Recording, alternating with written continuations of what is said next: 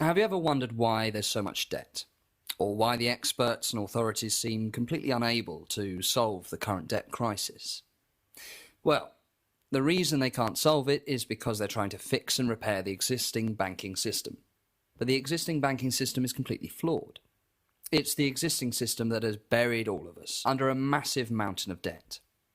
In the next 3 minutes, I'll show you how the design of the banking system guarantees that the vast majority of people end up in debt, and why allowing the banks to go back to business as usual would be the worst thing for the economy and for society as a whole. But first, where do you think all this debt came from? Many people would assume that a bank needs to get money from a saver before it can make a loan to a borrower. After all, isn't that what banks do? Taking money from people who want to save it and lending it to businesses and people who need to borrow. Well, not exactly. Here's a fact that not many people know. A bank doesn't actually need to have any real money before it can make a loan to someone. When you take out a mortgage from the bank doesn't take that money from somebody's grandma's life savings. No, instead, they simply open up a computer and type some numbers into your account. You get a huge wad of money in your account, and you also get a huge wad of debt that you'll be repaying over the next 25 years.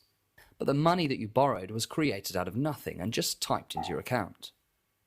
We know that's hard to believe, but you don't need to take our word for it. The Bank of England themselves say that when banks make loans, they create additional bank deposits for those that have borrowed the money. These bank deposits are just the numbers in your account. And Martin Wolf, the chief economics editor at the Financial Times, says that the essence of the contemporary monetary system is the creation of money out of nothing by private banks, often foolish lending. So almost all the money we use today is made in this way, out of nothing, by banks when they make loans. And the only way that we as the public can get our hands on this money is to go into debt to the banks. In other words, almost every pound that we need in the economy to run shops, businesses, factories, schools and hospitals must first be borrowed by us from a high street bank. And if one person has £1 million, the rest of us must be £1 million in debt. If we try not to go into debt, then the banks would be unable to create money and the economy would grind to a halt.